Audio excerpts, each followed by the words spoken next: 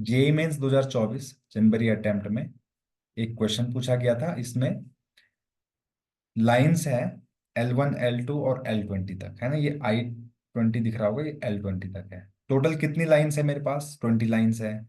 सबकी सब डिस्टिंक्ट है, इसने लिखा हुआ है। अब इसने क्या बोला? n की वैल्यू 1 से लेकर 10, all the lines L2n-1, L2n-1, और n की वैल्यू 1 से लेकर 10 तक है। इसका मतलब क्या हुआ? n इक्वल टू 1 रखेंगे तो क्या आएगा? L1 आएगा। L इक्वल टू 2 रखने पर L3 आएगा, फिर L5 आएगा, ऐसा करके L19 तक जाएगा। ठीक है ना। तो हमने L2n-1 का मतलब समझ लिया। Are parallel to each other, ये क्या है? पैरेलल लाइंस है। And all the lines L2n का मतलब इवन सबस्क्रिप्ट वाली लाइन, जैसे कि L2, L4, L6 and so on L20 तक। ये सब के सब क्या है? Pass through a given point P, मतलब एक पॉइंट P से पास करती हैं। इसका मतलब क्या हो गया? कुछ इस तरीके से होंगी, एक पॉइंट P से पास करती हैं। ठीक है ना। The maximum number of points of intersection of pairs of lines. अब देखिए भाई, ये जो 10 लाइनें हैं, 10 लाइंस, ये क्या है? ये 10 की 10 लाइंस पैरेलल हैं कुछ इस तरीके से। तो ये एक दूसरे को कभी नहीं काटती हैं।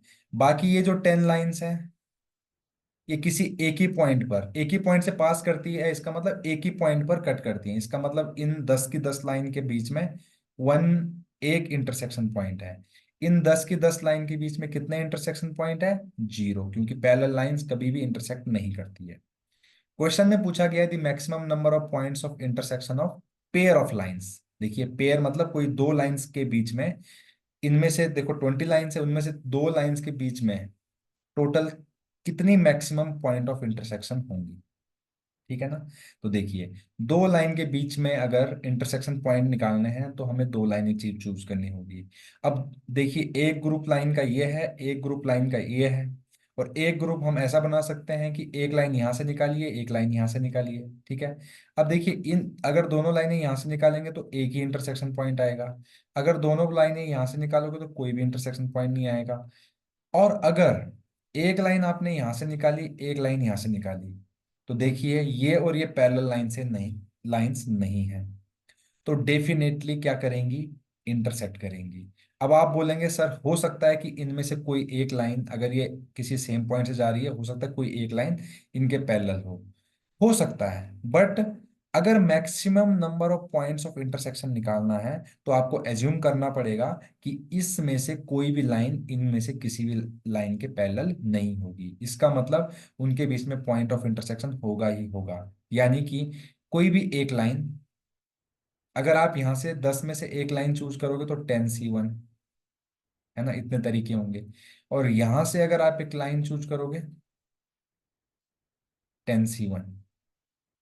ठीक है ना। तो आप क्या करो, 10 में से कोई एक लाइन चूज करो।